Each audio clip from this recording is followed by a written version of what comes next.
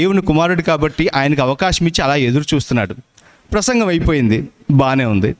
యేసు ప్రభు వారు ధోని దిగి అంటారు కదా, నీ బోట్ని కొంచెం లోపలికి వెళ్ళి వలలు వేయండి అంటాడు. వెంటనే అంటాడు, నా ఏలినవాడా. అక్కడ ఆ మాట ఏముంటుంది చూసారా? మీరు ఎప్పుడైనా బైబిల్ చదివేటప్పుడు అటువంటి మాటలు ఉన్నప్పుడు కొన్ని కీవర్డ్స్ ఉంటాయి వచనాల్లో. అటువంటి ఉన్నప్పుడు అండర్లైన్ చేసుకోవడమో దాన్ని సర్కిల్ చేసుకోవడం ఏదో చేస్తుండండి. అక్కడ ఏమంటాడు ఇంగ్లీష్లో? మై మాస్టర్ అంటాడు. నా ఏలినవాడా. ఎలా ఏలినవాడు? అప్పటికి యేసు ప్రభు వారితో ఏం పర్సనల్ రిలేషన్షిప్లో లేడు, ఆయన రక్షించబడలా. కానీ దేవునిపై ఉన్న అత్యాసక్తిని బట్టి, వాక్యంపై ఉన్న శ్రద్ధను బట్టి ఒక మాట అన్నాడు, నా ఏలినవాడా, రాత్రంతా శ్రమపడ్డాం కానీ మాకు ఒక్క చేప కూడా రాలేదు. కానీ ఏముంటుందండి? నీ మాట చప్పున మేము వలలు మళ్ళీ వేస్తానంటే విస్తారమైన చేపలు పడతాయి. ఈ దోణి సరిపోక మళ్ళీ తిరిగి వీళ్ళ పార్ట్నర్స్ ఉన్నారు కదా పక్కన, జబదయి కుమారులని యోహాను, యాకోబు, వారిని పిలిస్తే 2 దోణుల నిండా చేపలు అవుతాయి. వాళ్ళకి విస్మయం ఉందని ఉంటుంది మాట బైబిల్లో. వాళ్ళకి అర్థం కాల. వాళ్ళు బై ఆక్యుపేషన్ వాళ్ళు ఫిషర్మ్యాన్. వాళ్ళకి తెలుసు అసలు దాని కెపాసిటీ ఎంత.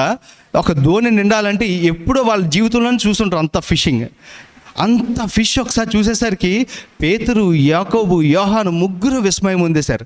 ఏం చేయాలో అర్థం కాలేదు. ఇక్కడ దాకా బాగానే ఉంది. కానీ ఇక్కడ అందరికీ లేని పేతురులో ఉన్న ఒక్క క్వాలిటీని బైబిల్లో మీరు చూడొచ్చు. ఆ క్వాలిటీ ఏంటో తెలుసా? పేతురు ఒక్కసారిగా దోణి దిగి పరిగెట్టుకుంటూ యేసు ప్రభు వారి యొక్క పాదాల మీద పడిపోయి, ఎలా పడి? సాష్టాంగపడి, ప్రభువా నేను పాపాత్ముడను, నన్ను విడిచి పొమ్ము అన్నాడు. ఈ మాటకి అక్కడ ఉన్న పరిస్థితికి ఏమైనా సంబంధం ఉందా? కనెక్షన్ ఉందా? ఆలోచించండి. ఏం చెప్పాలి జనరల్గా? చాలా థ్యాంక్స్ ప్రభువా, మంచి అవసరంలో ఉన్నాను. మంచి అవసరం ఉన్నప్పుడు అప్పిస్తేనే ఎలా కనిపిస్తాడు? అబ్బా దేవుడని మీరు మంచి సమయంలో అప్పిచ్చారంట. అలాంటిది ఏం చేయాలి? అక్కడ థ్యాంక్స్ చెప్పాలి దేవునికి. లేదా ఏదైనా గిఫ్ట్ ఇవ్వాలి. ప్రభు ఏమైనా చేపలు తీసుకెళ్తారా, మరి మీకు ఏమైనా ఇమ్మంటారా, మీకు ఏమైనా ఫుడ్ రెడీ చేయమంటారా? ఇటువంటి ఎక్స్ప్రెషన్ ఏమీ లేదు. మీరు ఆలోచించండి. ఒక డిఫరెంట్ ఎక్స్ప్రెషన్ వచ్చింది పేతురు దగ్గర నుంచి. ఏంటి ఆ డిఫరెంట్ ఎక్స్ప్రెషన్? నేను పాపాత్ముడను, మీరు నా నుంచి దూరంగా పోండి. అంటే మీరు నా దగ్గర రావడానికి కూడా నేనంత యోగ్యత లేని వాడను అంటున్నాడు పేతురు. ఎందుకు వచ్చింది ఈ డిఫరెన్స్? అర్థమైందా? అతను ఎప్పుడు చూడనంత ఒక అద్భుతాన్ని చూసేసరికి ఇతను ఎట్టి పరిస్థితుల్లో అయినా ఈయన దేవుని కుమారుడే, ఈయన మెస్సయ్యే, ఈయన నన్ను రక్షించగలడు. కానీ నేను స్వభావ సిద్ధంగా ఒక పాపిని, నేను నా పాపము ద్వారా దేవునికి చాలా దూరంగా ఉన్నాను అని గ్రహించి ఏమంటున్నాడు తెలుసా? మీరు కొంచెం వెనక్కి వెళ్ళిపోండి ప్రభా, మీరు వెనక్కి వెళ్ళిపోండి, నేను పాపాత్ముడనని కన్నీటితో చెప్తున్నాడు. మామూలుగా చెప్పలా, సాష్టాంగపడి ఏడ్చుచు నేను పాపాత్ముడను, నన్ను విడిచి పొమ్ము అన్న ఈ మాట ఆ ముందు జరిగిన సందర్భానికి దీనికి అతనిలో ఉన్న మధ్యలో కనెక్షన్ ఏంటి తెలుసా? యేసు ప్రభువారు ఎంత ఉన్నతమైన వ్యక్తో, యేసు ప్రభువారు ఎంత గొప్ప వ్యక్తో, యేసు ప్రభువారు సాక్షాత్తు దేవుడే అన్న మాటని పేతురు అక్కడ అద్భుతం ద్వారా తెలుసుకొని ఎప్పుడైతే ఆయన స్థితి అర్థమైందో ఈయన స్థితి ఈయనకి వెంటనే జ్ఞాపకం వచ్చింది. అర్థమైందా? ఆమె క్లియర్? ఎప్పుడైతే దేవుని యొక్క గొప్పతనం అర్థమైందో మనిషి యొక్క పతన స్థితి, ఈ పేతురు యొక్క పతన స్థితి అతనికి అర్థమయ్యి దేవుని దూరంగా వెళ్ళిపోమంటున్నాడు. ఇప్పుడు నాది ప్రశ్న, నేను చాలా సింపుల్గా కొద్దిగా షార్ట్గానే ఇవాళ మెసేజ్ చెప్దామని అనుకుంటున్నాను. ఒక 3 పాయింట్లు చెప్పి ఒక క్వశ్చన్, ఒక ఎక్సార్టేషన్ అంటారో మరి దాన్ని ఏమంటారో తెలియదు, లాస్ట్లో ఒక చిన్నది అంతే. నా మొదటి పాయింట్ ఏంటంటే, మీ జీవితంలో ఇటువంటి సందర్భం ఎప్పుడు, ఎక్కడ, ఎలా జరుగుంది? ఖచ్చితంగా జరుగుంటుంది. అలా జరగకపోతే మీరు ఇవాళ ఇక్కడ కూర్చోరు. ఆ మారు మనసు అనేది మీకు వచ్చుండకపోతే ఇవాళ మీరు ఆరాధనలో కూర్చోరు. ఆ సందర్భం మీ జీవితంలో ఎప్పుడో 5 ఏళ్ళో, 10 ఏళ్ళో, సంవత్సరం, 1 నెల, లేకపోతే 20 సంవత్సరాల క్రితం, నాకు తెలియదు కానీ మీకు తెలుసు. ఒక సందర్భంలో ఎప్పుడు ఎలాగైతే పేతురుని యేసు ప్రభు వారు ఎన్కౌంటర్ చేశారో, అలాగే మీ జీవితంలో ఒక వాక్యము ద్వారానో, ఒక పాట ద్వారానో, లేకపోతే ఒక దర్శనం ద్వారానో, లేకపోతే ఒక సేవకుని ద్వారానో, లేకపోతే మీకే ఎక్కడైనా ఒక లోపల నుంచి ఒక ఎన్కౌంటర్ జరిగి ఉంటుంది దేవునితో. ఒక్కసారి నేను చెప్తున్నగా మీరు ఆలోచించండి, ఆ ఎన్కౌంటర్ ఏంటి? ఫస్ట్ ఎన్కౌంటర్ గురించి నేను మాట్లాడుతున్నా. యేసు ప్రభువారు అంటే మీరు బహుశా అనుకోవచ్చు, నేను క్రైస్తవ కుటుంబంలో పుట్టానండి, నేను సండే స్కూల్లోనే పెరిగానండి, నాకు వాక్యం తెలుస్తూనే పెరిగానండి, నాకు పెద్ద ఎన్కౌంటర్స్ ఏం లేవండి, నేను సాధారణంగానే ఉన్నానంటే, అలా మీకు మారు మనసు వచ్చింది అంటే కనుక అది నిజమైన మారు మనసు కాదు. వాక్యానుసారంగా చెప్తున్నా, నిజమైన మారు మనసు ఎప్పుడు వస్తుంది అంటే దేవుడు ఎవరో నీకు అర్థమైనప్పుడు, ఆ దేవునితో నీకు వ్యక్తిగత సంబంధం ఏర్పడినప్పుడు. ఈ మాట జ్ఞాపకం పెట్టుకోండి, దేవుడు ఎవరో నీకు అర్థమైనప్పుడు, ఆ దేవుడితో నీకు ఒక వ్యక్తిగత సంబంధం అటాచ్మెంట్ ఏర్పడినప్పుడు, అప్పుడు నీ స్థితి నీకు అర్థమైనప్పుడు నీకు కలుగుతుంది, అదే మారు మనసు. హల్లెలూయా, హల్లెలూయా. ఇన్వాల్వ్ అయిపోయారా, మర్చిపోయారా? హల్లెలూయా. నేను చెప్పింది అర్థమైందండి. దేవుడు ఎవరో నీకు అర్థమయ్యి, నీకు ఆయనకు ఒక పర్సనల్ రిలేషన్ డెవలప్ అయ్యి, దేవుడు ఎంత గొప్పవాడు, నీ పతన స్థితి ఎంత దూరంగా ఉందో నీకు అర్థమయ్యి, నీవు పశ్చాత్తాపడతావే, ఆ మారు మనసు పాయింట్, అది అసలైన ఫస్ట్ ఎన్కౌంటర్ మీకు జీసస్ తోటి, యేసు ప్రభుతోటి. ఆ తర్వాత ఎన్నో జరిగి ఉండొచ్చు, ఎన్నో అద్భుతాలు మీ జీవితంలో జరుగుతుండొచ్చు, రోజు రోజు జరుగుతూ ఉండొచ్చు, ప్రతి సెకండ్ జరుగుతూ ఉండొచ్చు. కానీ నేను అడుగుతున్నాను మిమ్మల్ని ప్రత్యేకంగా, ఆ ఫస్ట్ ఎన్కౌంటర్ మీరు జ్ఞాపకం చేసుకోండి. ఎవరికైనా జ్ఞాపకం వచ్చిందా? నాకు నేను ఈ వాక్యం ప్రిపేర్ అవుతున్నప్పుడు రాత్రి నాకు జ్ఞాపకం వచ్చింది. జ్ఞాపకం వచ్చి నాకు కళ్ళంటే నీళ్ళు తిరిగాయి. ఆ ఎన్కౌంటర్ నేను అంత ఈజీగా ఇప్పుడు సమయాన్ని బట్టి నేను చెప్పలేను, కానీ ఇంకొకసారి ఎప్పుడైనా నాకు యేసు ప్రభు వారు మొదట నేను నిన్ను ప్రేమిస్తున్నాను అని ఒక మాట చెప్పారు. అది మాట ద్వారా కాకుండా ఒక సందర్భం ద్వారా చెప్పారు. అది నేను ఎప్పుడైనా మీకు చెప్తాను. అది నాకు గుర్తొచ్చినప్పుడు అయ్యో అలా ఉండేవాడినా, ఇలా అయిపోయినా అని అనిపించింది. గుర్తొచ్చిందండి మీకు? పాయింట్ నెంబర్ 1, ఆ ఫస్ట్ ఎన్కౌంటర్ మీరు జ్ఞాపకం చేసుకున్నారా? అట్లీస్ట్ 2, 3, 4, 5 ఎంతమంది అయినా జ్ఞాపకం చేసుకున్నారా? ఎన్ని సంవత్సరాలైనా పర్లేదు, ఫస్ట్ మీలో కలిగి ఉంటుంది. కళ్ళంటే నీళ్ళు వచ్చి ఉంటాయి, చెప్పుకోలేని ఒక వేదన వచ్చి ఉంటుంది, నా దేవుడు నాకున్నాడన్న ఒక భరోసా వచ్చి ఉంటుంది, మీ గురించి మీకు అర్థమయ్యి ఉంటుంది. మీరు దేవుడు మీకు ఇచ్చిన రూఢిని బట్టి మీరు అప్పుడు ఒక తెలియని ఒక సంతోషంలోకి వెళ్ళి ఉంటారు, ఒక జాయ్, ఒక కొత్త ఆనందం, ఒక భరోసాలోకి వెళ్ళి ఉంటారు. ఆ మూమెంట్ని జ్ఞాపకం చేసుకోండి. రెండవదిగా నేను చెప్పాను కదా, మనం పేతురుతో గురించి ధ్యానం చేద్దామని. ఈ పేతురు అప్పుడు యేసుప్రభు వారు ఆయనకు చెప్పింది ఏంటంటే, నువ్వు ఇవన్నీ విడిచిపెట్టి నన్ను వెంబడించమని యేసుప్రభు వారు ఆజ్ఞించారు. అప్పటి నుంచి యేసుప్రభు వారితో సుమారుగా 3.5 సంవత్సరాలు, 3 సంవత్సరాల నుంచి 3 సంవత్సరాల 3 నెలల వరకు యేసుప్రభు వారితో పక్కనే ఉంటూ నడిచాడు. పరిచర్యలో పక్కనే ఉన్నాడు. అందరికంటే సీనియర్, అందరికంటే చెప్పాలంటే యేసుప్రభు వారికి one of the closest friend పేతురు. ఎక్కిపిస్తారు నాతో? ఎక్కిపిస్తున్నారా? చాలా క్లోజెస్ట్ ఫ్రెండ్. ఎందుకంటే మీరు ఈ మాట ఎలా చెప్పగలరు అంటే, యాయిరు కుమార్తె ఉంది, మీకు తెలుసు కదా, యాయిరు కుమార్తె చనిపోయింది. యాయిరు వచ్చి ఆయన అడుగుతాడు యేసుప్రభు వారిని, అయ్యా నా కుమార్తె చనిపోయింది, మీరు వచ్చి బ్రతికించమని అడుగుతారు. అడిగినప్పుడు యేసుప్రభు వారు 3 శిష్యులు మాత్రమే తీసుకెళ్తారు. ఎవరు వాళ్ళు? ఎవరికైనా తెలుసా? యాయిరు కుమార్తె చనిపోయినప్పుడు యేసుప్రభు వారు 3 శిష్యులు మాత్రమే తీసుకెళ్తారు. ఎవరెవరిని? పేతురు, క్వశ్చన్లోనే ఆన్సర్ ఉంది, పేతురు, యాకోబు, యోహాను. అయితే ఈ సందర్భం కనుక మీరు చదివితే అక్కడ ఒక అద్భుతమైన మాట ఒకటి ఉంటుంది. ఏంటి తెలుసా? యేసు ప్రభు వారు మిగతా అపోస్తులను ఎవరిని రానియ్యక అని ఉంటుంది. అర్థమైందండి? అంటే వీళ్ళు 3 అవైలబుల్లో ఉన్నారనుకోండి, 2 అలా వెళ్ళొద్దాం అన్నది వేరు. శిష్యులు అందరూ ఉన్నారు చుట్టూ, అందరూ ఉన్నప్పుడు మిగతా వారిని ఆప్ చేశారు యేసుప్రభు వారు ఫర్ ఏ రీజన్. అంతేనంటారా? ఊరికనే ఆప్ చేశారా? లేదా మీరు పలానా పని చేయండి అన్నారా? లేదు, ఫర్ ఏ రీజన్ వాళ్ళందరిని ఆప్ చేసి వీళ్ళు 3 మాత్రమే తీసుకెళ్లారు. ఎవరిని? పేతురుని, యాకోబుని, యోహాన్ని. గుర్తుపెట్టుకోండి, ఇందులో పేతురు ఉన్నాడు మనకి. అక్కడికి వెళ్ళిన తర్వాత యాయిరు కుమార్తె బ్రతికిన తర్వాత మళ్ళీ ఇది ఎవరికి చెప్పొద్దు అన్నాడు. దాన్ని బట్టి మనకు అర్థమైంది ఏంటి తెలుసా? ఈ మిగతా శిష్యుల కంటే నాకు అర్థమైంది, అంటే నాకున్న ఈ అండర్స్టాండింగ్తో మీరు ఏకీభవించవచ్చు లేకపోవచ్చు, పర్వాలేదు. మిగతా శిష్యుల కంటే, ఎందుకంటే ఆ విషయాన్ని అప్పుడు బయట చెప్పొద్దు అని ఎందుకు యేసుప్రభు వారు అన్నా అంటే, చెప్తే అనర్థం ఎక్కువ ఆ సమయంలో. అంటే తిరిగి జన్మించడం అనేది చిన్న విషయం కాదు ఆ రోజులో. ఈవేళంటే మనం యేసుప్రభు వారు తిరిగి జన్మించారు, యేసుప్రభు వారు లాజరును జన్మించారు, ఇవన్నీ చదువుతున్నాం కాబట్టి మనకు పెద్ద విషయంగా అనిపించట్లా.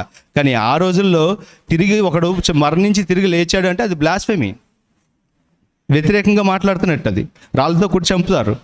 యేసుప్రభు వారు ఆ సమయానికి చెప్పొద్దని ఉంచారు. అంటే నాకు ఒక విషయం అర్థమవుతుందంటే, మిగతా వారందరికంటే వీరికి ఆత్మీయ పరిపక్వత కొంచెం ఎక్కువ. హల్లెలూయా. ఓకేనా? నా అండర్స్టాండింగ్ ఓకేనా ఇంతవరకు? మిగతా వాళ్ళందరికంటే వీళ్ళకి కొద్దిగా ఆత్మీయ పరిపక్వత ఎక్కువ కాబట్టి మిగతా వాళ్ళని ఆపి వీళ్ళని మాత్రమే రమ్మన్నారని నేను అనుకుంటున్నా. అంటే నాకు కావాల్సిన పాయింట్ ఏంటంటే పేతురుకి ఆత్మీయ పరిపక్వత ఉన్నట్టా లేనట్టా? ముగ్గురులో పేతురు ఉన్నాడు కాబట్టి ఉన్నట్టే. రెండోది ఆలోచించండి, రూపాంతర కొండపైకి ఎవరెవరిని తీసుకెళ్లారు? ఎవరెవరిని తీసుకెళ్లారు? సేమ్ పేతురు, యాకోబు, యోహాను ముగ్గురిని తీసుకెళ్లారు, అవునా? మళ్ళీ ఆ విషయం కూడా ఎవరికి చెప్పొద్దని గదించారా? అసలు ఈ విషయం మళ్ళీ మనిషి కుమారుడు తిరిగి లేచేంత వరకు అర్థమవుతుంది. ఇప్పుడు ఎందుకు కొన్ని విషయాలు యేసు ప్రభు వారు చెప్పొద్దని ఇన్సిస్ట్ చేస్తున్నారో, మనిషి కుమారుడు తిరిగి లేచేంత వరకు అంటే రిజరక్షన్ డే వరకు కూడా దాన్ని జాగ్రత్తగా మీ ముగ్గురులోనే ఉంచుకోమన్నాడు. అంటే అక్కడ కూడా పేతురికి ఆత్మీయ పరిపక్వం ఉన్నట్టే. మూడో విషయం చూడండి, పస్కా భోజనాన్ని భుజించడానికి సిద్ధపరచమని ఎవరెవరికి ఆజ్ఞాపించాడు యేసు ప్రభు వారు? మొదట పేతురుతో చెప్తారు. పేతురుని పిలిచి మేడగదిలో పస్కాని ఆచరించడానికి సిద్ధపరచమని పేతురికి, యోహానికి మాత్రమే చెప్తారు. అక్కడ కూడా పేతురు ఉన్నాడా? సో నా పాయింట్ ఏంటంటే, మిగతా వాళ్ళందరికంటే పేతురు క్లోజెస్టేనా? అవునంటారా కాదంటారా? మిగతా వాళ్ళందరికంటే ఆత్మీయ పరిపక్వత ఉన్న వ్యక్తేనా? అవునంటారా కాదంటారా? మిగతా వాళ్ళందరికంటే పేతురు గురించి చాలా పేతురు ఎటువంటి వ్యక్తి అంటే దుడుకు స్వభావం కలిగిన వ్యక్తి. ఏదైనా స్పీడ్గా మాట్లాడేస్తాడు. ఏ డౌట్ వచ్చినా ముందు పేతురు అడిగేస్తాడు. ఏది వచ్చినా ముందు ప్రభు నేనున్నాను అంటాడు. ఏమొచ్చినా ముందు గొడవకైనా దేనికైనా ముందు పేతురు అడిగి ఉంటాడు, అవునండి? ఈ పేతురు జాతకు ఆలోచించండి. మత్తయి సువార్త 16 కనుక మీరు చదివితే అక్కడ యేసు ప్రభు శిష్యులందరినీ అడుగుతాడు ఒక మాట. ఏమని అడుగుతాడు? నేను ఎవరని మీరు అనుకుంటున్నారు అంటాడు. వెంటనే సమాధానం చెప్పింది ఎవరు? ఎవరండి? పేతురే. ఏమని చెప్పాడు? నీవు సజీవుడువైన దేవుని కుమారుడవు, క్రీస్తువు అంటాడు. అవునండి, కరెక్ట్ ఆన్సర్. అంటే వెంటనే యేసు ప్రభు వారు ఒక మాట అంటారు పేతురు గురించి, ఇది నీ అంతటా నీకుగా ఈ విషయం నీకు తెలియలేదు. అంటే ఈ రివలేషన్, ఈ ప్రత్యక్షత నీ అంతటా నీకుగా తెలియలా, నీ జ్ఞానాన్ని బట్టి నీకు తెలియలా, నా తండ్రి బయలుపరిచాడు నీకు అంటాడు. ఓకే, హల్లెలూయా. అర్థమైందా? పేతురికి ఎవరు బయలుపరిచారు చెప్పండి? ఆయన సజీవుడైన దేవుని కుమారుడు, ఆయన క్రీస్తు, ఆయన అభిషిక్తుడు అన్న సంగతి ఎవరు బయలుపరిచారు? తండ్రి అయిన దేవుడు బయలుపరిచాడు. Very good. మొదటి పాయింట్ గుర్తుందా మీకు? మీ ఫస్ట్ ఎన్కౌంటర్ జ్ఞాపకం చేసుకోమన్నా, మీరు మొదటి మారుమనసు పొందిన విషయాన్ని జ్ఞాపకం చేసుకోమన్నారు. అది బేస్ పాయింట్, పక్కన పెట్టండి. రెండో పాయింట్, పేతురుకి ఇచ్చిన ప్రత్యక్షతను బట్టి, పేతురుకున్న ఆత్మీయ పరిపక్వతను బట్టి దేవుడు ఇన్ని విషయాల్లో పేతురుని ముందుంచాడు. అవునంటారా కాదంటారా? పేతురుతో ఒక స్పెషల్ బాండింగ్ ఉంది యేసు ప్రభు వారికి. అవునంటారా కాదంటారా? సో ఇప్పుడు ప్రాక్టికల్గా ఆలోచించండి. రాజమండ్రిలో ఎన్ని చర్చిలు ఉన్నాయి? జనరల్ క్వశ్చన్ ఇది. అటు ఇటుగా చెప్పండి, ఒక 50, 60, 100. ఆంధ్ర రాష్ట్రంలో ఎన్ని చర్చిలు ఉంటాయి? ఒక 1000, 2000. ఓకే. 2 తెలుగు రాష్ట్రాల్లో ఎన్ని చర్చిలు ఉన్నాయి? లెక్క పెట్టలేనండి. భారతదేశంలో ఎన్ని చర్చిలు ఉన్నాయి? యావత్ ప్రపంచంలో ఎన్ని చర్చిలు ఉన్నాయి? ఇన్ని చర్చెస్లో, నా ప్రశ్న జాగ్రత్తగా ఆలోచించండి, ఇన్ని చర్చెస్లో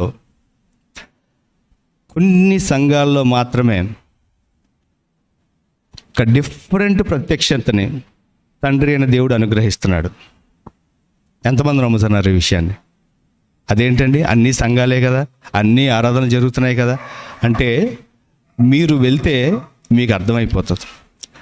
దేవుడు కొన్ని సంఘాలకు మాత్రమే ఒక ప్రత్యేకమైన ఆయన వాక్కు ప్రత్యక్షతను పంపిస్తున్నాడు. నమ్మిన వారు మాత్రమే హల్లెలూయా చెప్పండి. చెప్పండి. లేదండి అన్ని సంఘాల్లోని మాలాగే స్టఫ్ ఎక్కువ ఉందండి, మాలాగే నిక్షేపమైన పాలు మేము తాగుతున్నామండి, మాలాగే ఆరోగ్యకరమైన బోధలు ఉన్నాయండి అని మీరు అనుకుంటే యూట్యూబ్ చూడండి. నేను దేవుని సేవకునిగా ఇక్కడ నించొని మిమ్మల్ని ఎక్సాగ్రేట్ అంటే మిమ్మల్ని ఏదో ఎత్తేసి పొగిడేద్దామని కాకుండా ఒక విషయం చెప్తాను. ఆసియాలోనే అతిపెద్ద తెలుగు చర్చ్ అని చెప్పుకుంటున్న సంఘ కాపరిని తీసుకొచ్చి ఇక్కడ కూర్చోబెడితే మీరు అడిగే ఒక్క ప్రశ్నకు ఆన్సర్ చెప్పలేడు. కావాలంటే మీరు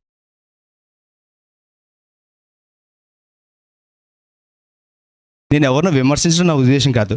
మీకు దేవుడు ఒకటో పేతురు రాసిన మొదటి పత్రికలో అంటాడు, నిక్షేపమైన క్షమించాలంటే ప్యూర్ మిల్క్ అంటాడు. అక్కడ ఇంగ్లీష్లో చదివినప్పుడు నేను ఏమంటాడు, వాక్యం అంతా ప్యూర్ మిల్క్ని మీరు తీసుకోండి అంటాడు. ఈ చర్చ్కి దేవుడు ఒక స్పెషల్ రెవల్యూషన్ని ఇస్తున్నాడు. ఒకవేళ ఎవరైనా వచ్చి ఇక్కడ ప్రాస్పరిటీ బోధన చేస్తే, అంటే నువ్వు లోకపరంగా నువ్వు దీవించబడాలని, లేదా ఈ లోకపరంగా నీ ఉన్నతి కోసమే మాట్లాడుతుంటే మీరు ఇట్టే పసిగట్టుగలుగుతారు. ఏమండి లేరా? మీరు పసిగట్టలేరా? ఇది వాక్యానుసారమైనది కాదు. ఇది అపోస్తుల పేరుతో వచ్చారే కానీ వీరు అపోస్తులు కారు అని మీరు పట్టుకోలేరా? ఈజీగా పట్టుకోగలరు. కానీ బయట చూస్తే మీకు తెలుసో లేదో, December 31st చర్చెస్లో క్యాలెండర్ వేలంపాట పెడుతున్నారు. క్యాలెండర్ పెట్టి సంఘస్థులందరూ పాడుకుంటారు. ఇది మీకు చెప్పానో లేదో నాకు తెలియదు. మా ఊర్లో ఎన్నో చర్చలు ఇది జరుగుతుంది. క్యాలెండర్ ఎక్కువ ఎవరు పెట్టి పాడుకుంటే వారిని దేవుడు అంతగా దీవిస్తాడని చెప్పి ఇదే పులిపెట్టి మీద ఇదే బైబిల్ పట్టుకొని సేవకులు చెప్తున్నారు. ఇదే బైబిల్, నేను ఏ బైబిల్ చదువుతున్నానో అదే బైబిల్ పట్టుకొని సేవకులు చెప్తున్నారు. ఈ క్యాలెండర్ ఎవరైతే ఎక్కువగా పాడుకుంటారో వారిని వచ్చే సంవత్సరంలో దేవుడు అత్యధికంగా దీవించబోతున్నాడంటే, ఖైరతాబాద్లో ఒక విగ్రహం ముందు ఒక లడ్డూ పెడతారు హైదరాబాద్లో, దాన్ని కొన్ని లక్షలుగా పాడుకుంటారు. అక్కడికి ఇక్కడికి తేడా ఏంటి అనిపించింది నాకు. క్షమించండి, నేను ఏమన్నా స్ట్రైట్గా వెళ్ళిపోతున్నానా లేకపోతే ఉన్నట్టుగా మాట్లాడేస్తున్నానేమో, డిప్లొమాటిక్గా నాకు తెలియదు. ఎన్ని లక్షలకు పాడుకుంటే అంత గొప్పని ఫీల్ అవుతారు. అదే ఇవాళ చర్చిలోకి వచ్చేసింది. దీన్ని ఏమన్నారు తెలుసా అపోస్తలులు? దేవుడు ఏమన్నారు తెలుసా వాక్యంలో? నికోలైజుల బోధ, స్వార్థపరుల బోధ, స్వనీతి యొక్క బోధ, దేవుని కృపను సరిగ్గా అర్థం చేసుకోకుండా దేవుని కృపను వక్రీకరించి బోధించే బోధ. ఇటువంటి బోధలో లేకుండా మీరు చక్కటి ప్యూర్ మిల్క్, చక్కటి వాక్యంలో దేవుడు మిమ్మల్ని పోషిస్తున్నాడు. లాస్ట్లో ప్రశ్నిస్తాను, ఇది జ్ఞాపకం పెట్టుకోండి. మీరు పేతురుకు ఎలాగ రెవల్యూషన్ దేవుడు అనుగ్రహించాడో మీకు అటువంటి రెవల్యూషన్ దేవుడు అనుగ్రహించాడా లేదా? అనుగ్రహించాడా అండి? హానెస్ట్గా చెప్పగలుగుతారా అనుగ్రహించారని? హల్లెలూయా. నేను ఎందుకు ఇన్నిసార్లు రిపీట్ చేస్తున్నానో లాస్ట్లో అర్థమవుతుంది మీకు. ప్రత్యేకమైన లేదా మిమ్మల్ని వేరుపరుచుకొని దేవుని వాక్యంతో మీకు కావాల్సిన ప్రతిదీ సమకూరుస్తూ, దేవుడు మిమ్మల్ని పోషిస్తూ, దేవుడు మిమ్మల్ని ఆత్మీయంగా పరిపక్వతలోనికి నడిపిస్తూ, మిమ్మల్ని ఆత్మీయంగా హెచ్చిస్తూ తన బిడ్డలుగా మిమ్మల్ని మార్చుకుంటున్నాడా లేదా? మార్చుకుంటున్నాడు. రైట్ అండ్ రెండో పాయింట్. నేను మూడో పాయింట్లోకి వస్తాను. పేతురు ఇంత ఇదిగా నడుస్తున్నాడు దేవునితో, అర్థమైంది కదండి. అన్నిట్లోనే ముందు పెడుతున్నాడు ప్రభు. అందరినీ ఆపినా పేతురుని మాత్రం రాణిస్తున్నాడు ఆయన పరిపక్వతను బట్టి. పేతురుకు ఉన్న క్వాలిటీని బట్టి పేతురు ఏం చేశాడు? గెత్సెమనే తోటలో కత్తి తీసి షోల్డర్ యొక్క చెవి నరికేశాడు. అవునండి, చెవి నరికేస్తే దేవుడు ఏమన్నాడు? నా మీద ఎంత ప్రేమ ఉండి నా శిష్యుడు చక్కగా చెవి నరికి నా చేతిలో పెట్టాడు అన్నాడా? ఏమన్నా అలా అన్నాడా? నా మీద ప్రేమతోనే కదా. పేతురు కోసం వచ్చారా? పేతురు కోసం కాదుగా, యేసుప్రభు కోసం వచ్చారు. యేసుప్రభు కోసం వస్తే నా వెళ్ళిన వాడిని మీరు టచ్ చేస్తారా అనుకున్నట్టున్నాడు. కత్తి తీసి ఒకసారే కసక్మని వేసాడు అంతే. ఆ చెవి తీసుకెళ్ళి ప్రభువా నీకోసమే గిఫ్ట్, ఐ లవ్ యూ అన్నాడా పేతురు? పోనీ యేసుప్రభు వారు ఏమన్నా మంచి పని చేసావు, నా దగ్గరికి వస్తే నువ్వు అలా ఉండాలి అన్నారా? ఈ రోజుల్లో యూట్యూబ్లో ఏమవుతుందో తెలుసా? మా సేవకుడిని అంటావా, మా చర్చిని అంటావా, ఈ రకమైన ఏమంటారు హింసా ధోరణి ఎక్కువైపోయింది. సేవకులు కూడా ఆ రకంగా ప్రేరేపించడం మరింత బాధాకరం. ఇక్కడ యేసుప్రభు వారి యొక్క బిహేవియర్ చూడండి మీరు. వెంటనే ఎవరిని హెచ్చరించారు యేసుప్రభు వారు? సైనికులనా పేతురునా? పేతురుని హెచ్చరించి కత్తి నువ్వు లోపల పెట్టు, ఇది కాదు అని చెప్పి పేతురుని మందలించారు. మనకు కూడా, అంటే ఇది నేను అవుట్ ఆఫ్ కాంటెక్స్ట్ ఎందుకు గుర్తొచ్చి చెప్తున్నా, ఈ మధ్య యూట్యూబ్లో చూసి చాలామంది డైవర్ట్ అయిపోయి ఇది భక్తి అనుకుంటున్నారు. యూట్యూబ్లో ఎవరో ఏదో స్వామీజీ వచ్చి యేసుప్రభు గురించి ఏదో అంటే దానికి వీళ్ళు పోస్టులు పెట్టి దాన్ని ఒక రగడ చేసుకొని ఈ క్రైస్తవ ఈ పయనం నుంచి, యేసుక్రీస్తు ప్రభు వారి వెనకాల వెంబడించే ఈ ప్రయాణం నుంచి పక్కకు వచ్చేస్తున్నారు. దీన్ని జ్ఞాపకం చేసుకోవాలని ఎందుకు ఇప్పుడు జ్ఞాపకం వచ్చింది అందుకు చెప్తున్నాను. మూడో పాయింట్లోకి వెళ్ళిపోదాం. యేసు ప్రభు వారితో అక్కడ గెత్సెమనే తోటలో ఏమంటాడు పేతురు? ప్రభువా నేను నీతో పాటే ఉంటాను అంటాడు. అంటే యేసుప్రభు వారు ఏమంటారు? కోడి కుయ్యక మునిపే నువ్వు 3 సార్లు, ఎన్నిసార్లు? 3 సార్లు నేను తెలియదని నువ్వు అంటావు పేతురు అంటే అస్సలు అంటాడు. కానీ కరెక్ట్గా మీరు చూస్తే ఎన్నిసార్లు చెప్తాడు పేతురు? వచ్చిన ప్రతిసారి నాకు ఆయన ఎవరో తెలియదు, నాకు ఆయన ఎవరో తెలియదు, నాకు ఆయన ఎవరో తెలియదు అంటాడు. అనగానే కోడికి వస్తుంది. ఆ కోడికి వచ్చిన తర్వాత ఈయన జ్ఞాపకం వస్తుంది. దేవుడు చెప్పిన మాట జ్ఞాపకం వచ్చి అక్కడ మళ్ళీ పేతురు గురించి ఉంటుంది. ఆయన ఏడ్చుచు పశ్చాత్తాపడినని ఉంటుంది. మొదటిసారి ఎప్పుడు ఏడ్చాడు? ఎప్పుడైతే యేసు ప్రభు వారిని పర్సనల్గా ఎన్కౌంటర్ చేశాడో, ఎప్పుడైతే యేసు ప్రభు వారితో పర్సనల్ రిలేషన్షిప్లోకి వచ్చాడో అప్పుడు ఏడ్చాడు. రెండోసారి ఎప్పుడైతే యేసు ప్రభు వారు నాకు తెలియదు అన్నాడో అప్పుడు ఏడ్చాడు. ఈ మధ్యలో ఏం జరిగిందో ఆలోచించండి ఒకసారి. యేసు ప్రభు వారిని పట్టుకోగానే శిష్యులు అందరూ పారిపోయారు. వాళ్ళలాగా ఇతను కూడా పారిపోయి ఉండొచ్చు, కానీ మనసు ఒప్పుకోలే. ఆయన మీద ఉన్న ప్రేమకి ఆయన వదిలిపెట్టి, ఇప్పుడు పేతురు ఒక డైలమాలో ఉన్నాడు. వదిలిపెట్టి బయటకు పారిపోలేకపోతున్నాడు. అలాని వెళ్ళిపోయి నాకు తెలుసు ఆయన నా బోధకుడని ధైర్యంగా చెప్పలేకపోతున్నాడు. ఒక మానసిక శోభలోకి వెళ్ళిపోయి ఆఖరికి మొత్తానికి ధైర్యం సరిపోక అక్కడ ఉన్న పరిస్థితులను బట్టి 3 సార్లు అబద్ధం చెప్పాడు. 3 సార్లు అబద్ధం చెప్పగానే యేసుప్రభు వారు చెప్పినట్టుగా కోడి కూసిన వెంటనే అది ఆయన తండ్రి చెప్పిన మాటలు జ్ఞాపకం పెట్టుకున్నాడు. యేసుప్రభు వారు చెప్పిన మాటలు జ్ఞాపకం పెట్టుకొని ఏడ్చుచు పశ్చాత్తాపడ్డాడు. అవునా అండి? ఒక్కసారి ఆలోచించండి. పేతురు యేసు ప్రభువారు నాకు తెలియదని ఎన్నిసార్లు చెప్పాడు? ఇలా చూపించండి అర్థమైన వాళ్ళు. ఎన్నిసార్లు అండి? ఆన్సర్ నేనే చెప్తున్నాను కదండి. ఈజీ ఆన్సర్ నేను చెప్తూ మీకు చెప్పమంటున్నా. నేనన్నా ఓటేయమంటున్నా, నా పార్టీ ఏదేమన్నా కాదు కదా. పేతురు యేసు ప్రభువారు నాకు తెలియదు అని 3 సార్లు అబద్ధం చెప్పాడు. ఓకే, నీవు ఫస్ట్ టైం యేసు ప్రభు వారితో పర్సనల్ ఎన్కౌంటర్ అయిన తర్వాత అక్కడి నుంచి కదా మన ఆత్మీయ ప్రయాణం స్టార్ట్ అయ్యింది. నువ్వు యేసు ప్రభు వారితో నడుస్తూ ఆత్మీయ పరిపక్వత పెంచుకుంటూ దేవుడు నీకు స్పెషల్ రివల్యూషన్ ఇస్తూ, దేవుడు నిన్ను అద్భుతమైన ఈ వాక్కుతో ఆయన నడిపిస్తూ, ఒక సహవాసంలో నిన్ను పెట్టి పోషిస్తూ, నీకు ఈ లోకంలో కావాల్సిన సమస్తాన్ని సమకూరుస్తూ నిన్ను నడిపిస్తూ, నీవెన్నిసార్లు యేసు ప్రభు నాకు తెలియదని నువ్వు చెప్పావు? 1, 2, 3, 4. నేను లెక్కలు టీచర్ అండి, లెక్కలు నేర్పిస్తున్నానా మీకు? జాగ్రత్తగా ఆలోచించండి. ఇంత చేసిన నా దేవుడు నాకు తెలియదు అని నేను ఎన్నిసార్లు అబద్ధం చెప్పాను నా గురించి? అంటే మీరు అనుకోవచ్చు, మమ్మల్ని ఎవరో అడగలేదండి, మాకు తెలియదు, మేము అబద్ధం చెప్పడం ఏంటంటే మేము చర్చ్కి వచ్చేటప్పుడు బైబిల్ ఇలా పెట్టుకుంటాం, చక్కటి ఉతికిన బట్టలు వేసుకుంటాం, ఎవరైనా కనిపిస్తే ప్రైజ్ ది లార్డ్ చెప్తాం, మేము క్రైస్తవులుగా మేము బయట చలామణి అవుతాం, మా సర్టిఫికెట్లలో కూడా ఉంది, మేము ప్రతి వారం చర్చ్కి వస్తాం, కానుకలేస్తాం, మేము సంఘంలో ఆరాధనలో పాల్గొంటాం, మేము అన్నీ చేస్తాం, మేము ఎప్పుడు అబద్ధం చెప్పలేదండి మీరు అనుకోవచ్చు. జాగ్రత్తగా ఆలోచిస్తే మీరు ఎన్నిసార్లు యేసు నాకు తెలియదు అని మీరు చెప్పారో ఇప్పుడు మీకు ఒకసారి మీరు ఆలోచిస్తూ ఉండండి. అనుకోండి, మీరు ఒక కాలేజ్ స్టూడెంట్. ఇక్కడ కొంతమంది స్టూడెంట్స్ ఉన్నారు, కాలేజ్ స్టూడెంట్స్. జనరల్గా కాలేజీలో జరిగేది ఏంటి? సినిమాల గురించి, అబ్బాయిలు అయితే అమ్మాయిల గురించి, అమ్మాయిలు అయితే అబ్బాయిల గురించి మాట్లాడుకుంటూ ఉంటారు. ఎక్కువ సినిమాల గురించి చెత్త చెదారం అంతా మాట్లాడుకుంటూ ఉంటారు. అప్పుడు కాలేజ్ స్టూడెంట్ గురించి మాట్లాడుతున్నా. ఫస్ట్ ఒక లోన ఉన్న మనస్సాక్షి గద్దిస్తూ ఉంటుంది, నీవు దేవుని బిడ్డవు కదా, యేసు ప్రభు యొక్క బిడ్డవు కదా, నీవు ఇటువంటివి వినకూడదు, లేదా ఈ స్థలంలో నువ్వు కూర్చోకూడదు, నీవు ఇక్కడి నుంచి పక్కకు వెళ్ళిపో. ఇటువంటిది ఎప్పుడైనా జరిగిందా? కాలేజ్ స్టూడెంట్స్ని అడుగుతున్నా, ఎవరైనా ఉంటే. అన్నప్పుడు మీరు ఏం చేస్తారు? బయటికి ఏం చెప్పరు, లోపల వార్ జరుగుతూ ఉంటుంది, లోపల ఒక ఫైట్ జరుగుతూ ఉంటుంది.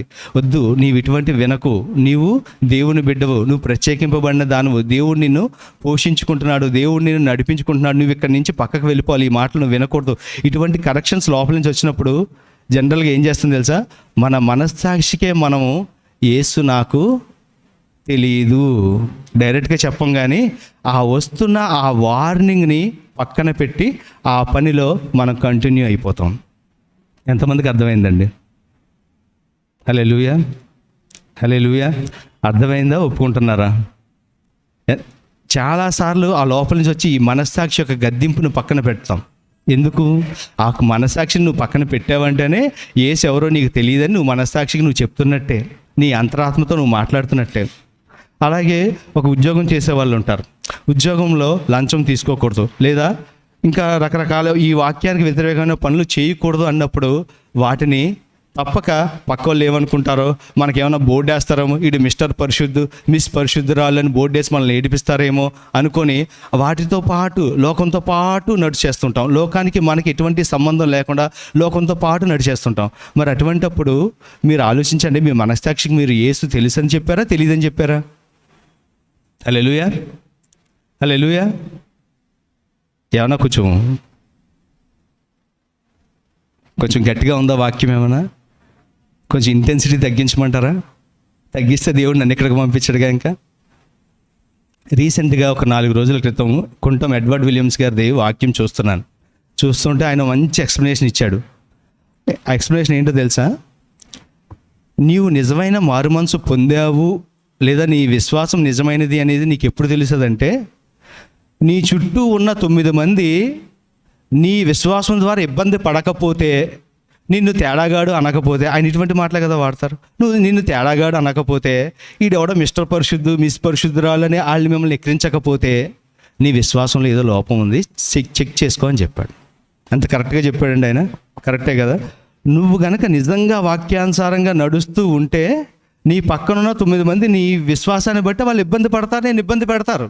నిన్ను ఇబ్బంది పెట్టట్లేదు, నువ్వు వాళ్ళు చక్కగా ఫ్రెండ్లీగా హ్యాపీగా వెళ్ళిపోతున్నావు, అన్నీ బాగానే ఉన్నాయి, నిన్ను వింతగా చూడట్లేదు, నిన్ను తేడాగా చూడట్లేదు, నిన్నేది ఏడిపించట్లేదు, లేదా నిన్ను అవమానపరచట్లేదు, నిన్ను వాళ్ళలో కలిపేసుకున్నారు, లేదా నువ్వు లోకంలో కలిసిపోయావు అనుకుంటే దెర్ ఈజ్ ఎ ప్రాబ్లం అన్నాడు ఆయన స్ట్రిక్ట్గా.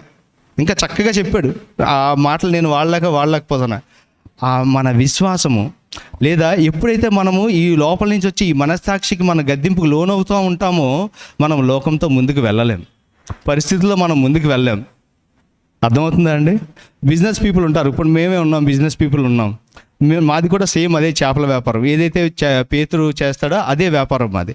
మా చేపల వ్యాపారం దగ్గర అక్కడికి వెళ్ళినప్పుడు మా ఏజెంట్ ఉంటాడు. మా ఏజెంట్ ఏమంటాడంటే, అక్కడ 20 నెట్లు రాయాలనుకోండి, అన్న 30 రాసేద్దాం అంటాడు. ఓనర్ లేడనుకోండి, మేము ఎవరికైతే చేపలు అమ్ముతున్నామో అతను లేడనుకోండి, అన్న అందరూ చేసే పని ఇది, 20 కాదు, 29 కాదు, 30 రాసే, ఒక నెట్ రాసేస్తే 7,000 కలిసి వస్తుంది, రాసే అంటాడు.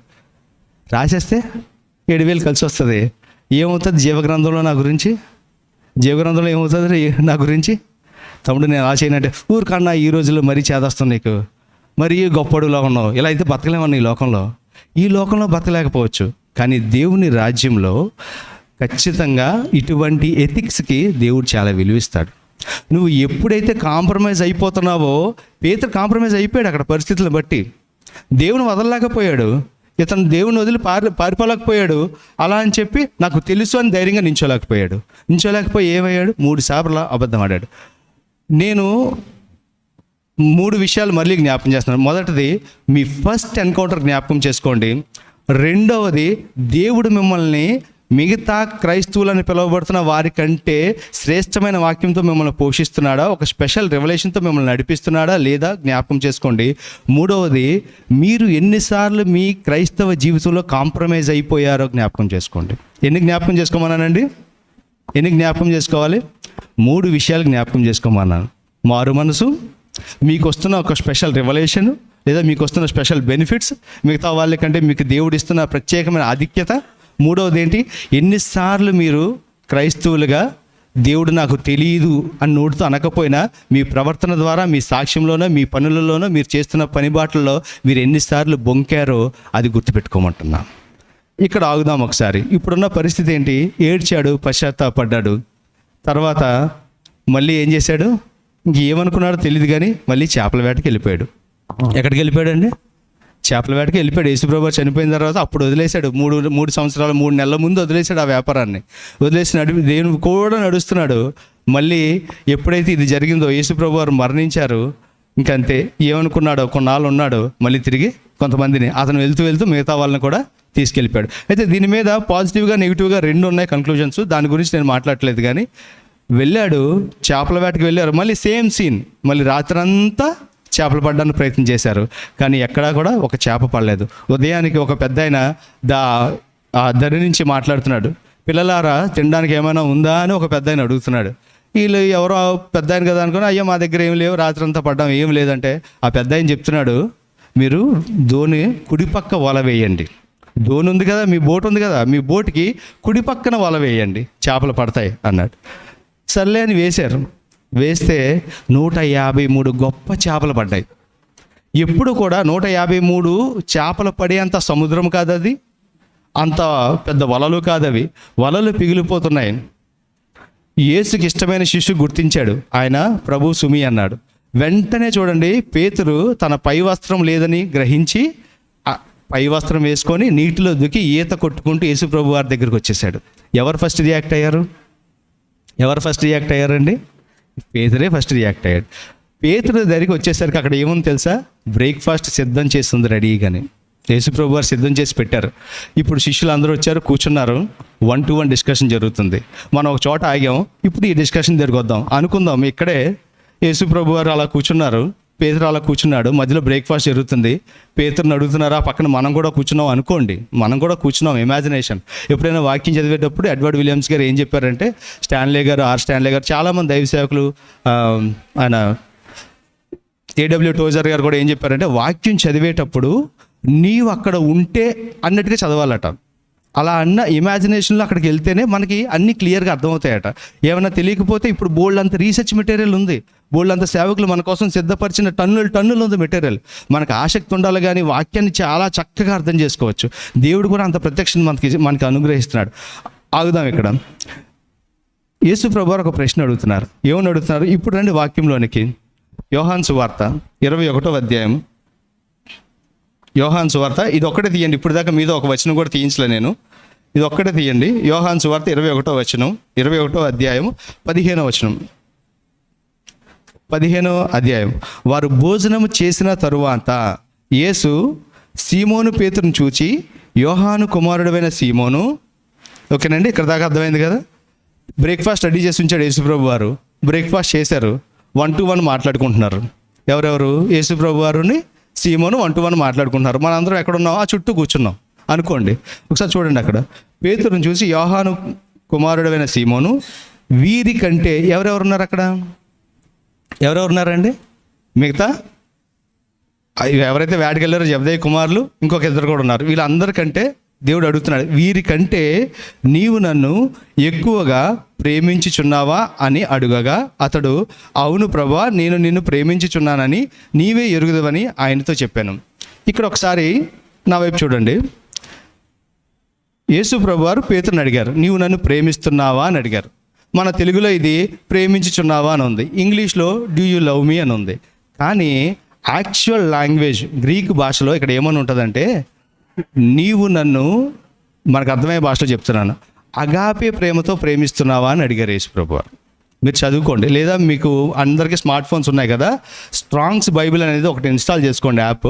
దాంట్లో ఇంగ్లీష్ పక్కనే ప్రతి ఒక్కొక్క నెంబర్ వస్తుంది. ఆ నెంబర్ మీద క్లిక్ చేస్తే గ్రీక్ భాషలో ఏముందో చూపిస్తుంది. స్ట్రాంగ్స్, STRONGS, స్ట్రాంగ్స్ బైబిల్. ఆ యాప్ ఇన్స్టాల్ చేసుకుంటే, లేదా అయిపోయిన తర్వాత నన్ను అడిగితే నేనైనా ఇన్స్టాల్ చేసి ఇస్తాను మీకు. చాలా క్లియర్గా అక్కడ యేసు ప్రభువారు ఏమడుగుతుందంటే, నీవు నన్ను వీరందరికంటే ఎక్కువగా ఏ ప్రేమతో ప్రేమిస్తున్నావు అని అడిగాడు. ఏ ప్రేమ అండి? చెప్పండి. ఏ ప్రేమ? గట్టిగా చెప్పండి. అగాపే ప్రేమతో. అగాపే ప్రేమ అంటే అన్కండిషనల్ సెల్ఫ్ సాక్రిఫిషియల్ లవ్, అంటే షరతులు లేనటువంటి సర్వస్వాన్ని ఇతరుల కొరకు త్యాగం చేయడానికి సిద్ధపడే అంతటి ప్రేమ. అది మొత్తం రాయలేరు కదా ఇక్కడ, అందుకని వాళ్ళు సింపుల్గా ప్రేమ అని కొట్టేశారు అంతే. ఇంగ్లీష్లో లవ్ అని ఉంది, దాన్ని ట్రాన్స్లేట్ చేస్తూ ప్రేమ అని రాశారు. యాక్చువల్గా ఇక్కడ మనకు అర్థం కావాల్సింది ఏంటంటే, యేసు ప్రభు వారు నీవు నన్ను అగాపే ప్రేమతో ప్రేమిస్తున్నావా అన్నాడు. అక్కడ సీమోన్ పేతురు ఏమంటాడు? ప్రభువా, నేను నిన్ను ప్రేమించుచున్నాను అని తెలుగులో ఉంది, లవ్ అనేమో ఇంగ్లీష్లో ఉంది. కానీ గ్రీక్ భాషలో ఏముంది తెలుసా? నేను నిన్ను ఫిలియో ప్రేమతో ప్రేమిస్తున్నాను అన్నాడు. అర్థమవుతుందండి? యేసు ప్రభు వారు అగాపే ప్రేమ, మళ్ళీ చెప్తున్నా, అగాపే ప్రేమతో నన్ను ప్రేమిస్తున్నావా అని అడిగాడు. ఎందుకు? తండ్రి మనందరినీ కూడా అగాపే ప్రేమతోనే ప్రేమించాడు. అగాపే ప్రేమ అంటే అన్కండిషనల్ సెల్ఫ్ సాక్రిఫిషియల్ లవ్. అది కేవలము తండ్రి దగ్గర మాత్రమే ఉంది, మనుషులలో లేదది. అటువంటి ప్రేమతో మనల్ని ప్రేమించాడు. సహోదరుల మధ్య లేదా స్నేహితుల మధ్య ఉండే ప్రేమ, అది షరతులతో ఉంటుంది. ఎంత సహోదరులైనా, ఎంత స్నేహితులైనా షరతులతో ఉంటుంది. నువ్వు ఇస్తావు, వాళ్ళు తిరిగి ఇస్తారు. నువ్వు ప్రేమిస్తావు, వాళ్ళు తిరిగి ప్రేమిస్తారు. ఎందుకు? నీ సహోదరుడు కాబట్టి. ఆ కండిషన్ ఉంది కదా అక్కడ. అది ఫిలియో ప్రేమతో. ఆ ఫిలియో ప్రేమతో నేను నిన్ను ప్రేమిస్తున్నాను అన్నాడు పేతురు. అంటే అన్నీ యేసుప్రభు వారు అంటారు, అయితే నా గొర్రె పిల్లలను మేపుము అన్నాడు ఇక్కడ. కానీ మనం గ్రీక్ భాషలో చూస్తే అక్కడ బాస్కో అనే మాటను వాడాడు.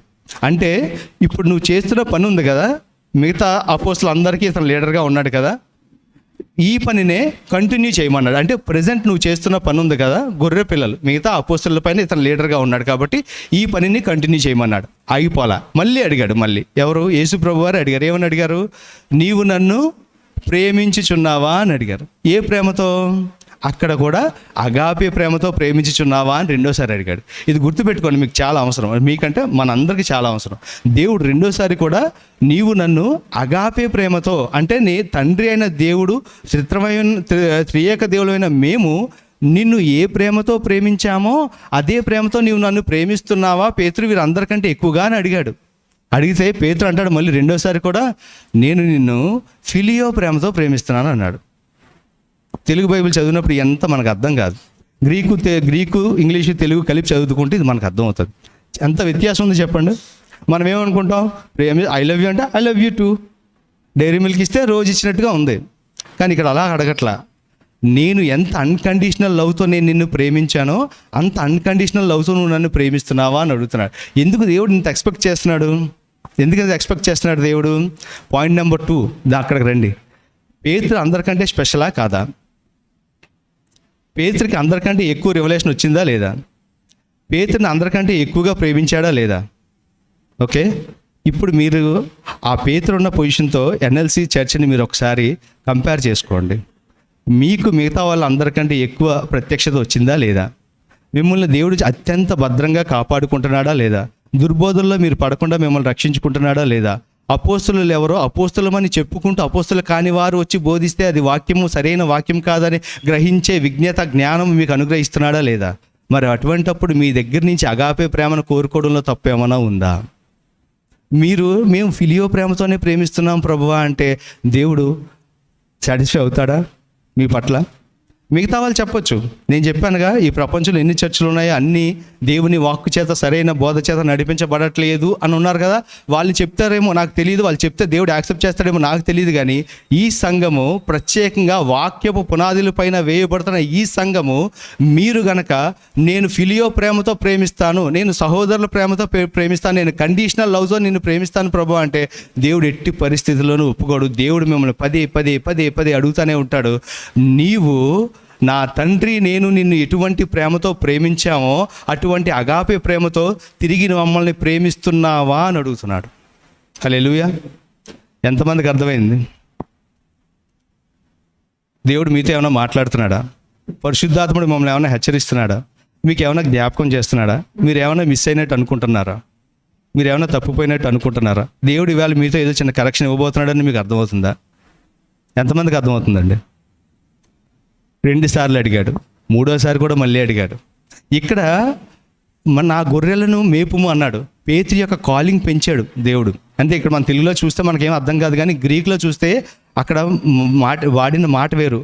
పల్మానియో అని ఉంటుంది. అక్కడ ముందు బాస్కో అని వాడాడు గొర్రె పిల్లలని, ఇక్కడ పల్మానియో అని వేరే పదం వాడాడు. ఏంటంటే నా గొర్రెలు మొత్తం ఆయన ఫ్యూచర్ కాలింగ్ గురించి మాట్లాడుతున్నాడు. అంటే పేతురు ద్వారానే కదా అప్పుడు సువార్త స్టార్ట్ అయింది. అవునంటారా కాదంటారా? అపోస్తల కార్యాల్లో రాశారు కదండి. పేతురే కదా, పేతురే ఫస్ట్ కదా. యేసు ప్రభు వారి తర్వాత పేతురు ద్వారానే సువార్త ఓపెన్ అయింది. ఓపెన్ అయినగానే 3000 మంది స్టార్ట్ అయ్యారు. 3 సార్లు బొంకిన పేతురు ఎప్పుడైతే దేవుని పిలుపుకి విధేయత చూపించాడో, నేను నిన్ను ప్రేమిస్తున్నాను అన్నాడో, 3వసారి కూడా మళ్ళీ దేవుడు అడుగుతాడు. అప్పుడు దేవుడు ఏమడుగుతాడు తెలుసా? నీవు నన్ను ఫిలియో ప్రేమతో ప్రేమిస్తున్నావా అని అడుగుతాడు. కానీ ఫిలియో ప్రేమతో అంటే సహోదరు మధ్య ఉన్న ప్రేమతో ప్రేమిస్తున్నావు అని అడిగాడే కానీ, అవును ప్రభా, పేదరు కొంచెం చిరాకు పడినట్టు ఉంటుంది కదా అక్కడ. కొంచెం ఏంటి ప్రభు ఇన్నిసార్లు అడుగుతావు, నీకు తెలుసు కదా అంటాడు. కానీ ఆ తర్వాత వచ్చిన మీరు చూస్తే 18, 19 వచనాలు మీరు చూస్తే పేతురు ఏ ప్రేమతో దేవుణ్ణి ప్రేమిస్తున్నాడో దేవుడు హృదయాంతరంగాలు ఎరిగిన దేవుడు ఇట్టే పసిగట్టి అప్పుడు చెప్తాడు. పేతురు ఎటువంటి మరణం ద్వారా దేవుని మహిమపరచబోతున్నాడో 19, 18 వచనాల్లో ఉంటుంది. బయటికి ఫిలియో ప్రేమ అన్నాడు, 2వసారి ఫిలియో ప్రేమ అన్నాడు, 3వసారి ఫిలియో ప్రేమ అన్నాడు. కానీ నీవు అగాపే ప్రేమతో ప్రేమించేట్టుగా నేను నిన్ను తయారు చేసుకుంటానని దేవుడు అనుకున్నాడేమో మనసులో. అగాపే ప్రేమతో దేవుని ప్రేమిస్తే సంఘము కొరకు, దేవుని కొరకు అతను మరణించిపోతాడని, ఎటువంటి మరణం అతనికి సంభవించబోతుందని ప్రవచనాత్మకంగా ఇదే అధ్యాయంలో 18-19 వచనాల్లో చెప్తాడు. నేను మీకు చెప్పదలుచుకుంది ఏంటి అంటే, ఇంకొక 2 రోజుల్లో అనుకుంటా మొత్తం యావత్ ప్రపంచం మొత్తంలో లెంట్ అని స్టార్ట్ అవుతుంది, శ్రమ దినాలు. నేను అది తప్పనో ఒప్పనో అవన్నీ నేను కరెక్షన్గా అది నా సబ్జెక్ట్ కాదు. కేవలము ఆ లెంట్ అని చెప్పి శారీరకంగా నేను ఎవరిని నొప్పించట్లేదు, ఎవరిని వ్యక్తిగతంగా మాట్లాడట్లేదు.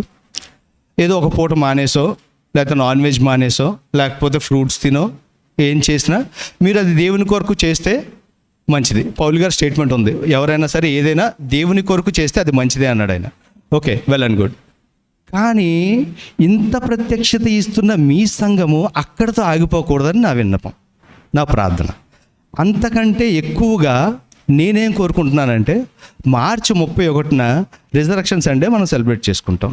ఇవాళ ఇంచుమించుగా ఈ రోజు నుంచి 42 దినాలు ఉంది. శ్రమ దినాలు అనే కంటే స్వపరీక్ష దినాలని మీరేమన్నా మీ సంఘంలో లేదా మీరు వ్యక్తిగతంగా నిర్ణయం తీసుకుంటే మంచిదేమో అని ఒక సేవకునిగా మిమ్మల్ని కోరుకుంటున్నాను. మీరు దేవుని కొరకు, మీ స్నేహితుల కొరకు, లేదా సమాజం కొరకు, లేదా సంఘము కొరకు మీ సర్వస్వాన్ని కోల్పోగలిగిన ప్రేమ, ఒక మాటలో చెప్పాలంటే, ఆమె క్లియర్? హల్లెలూయా.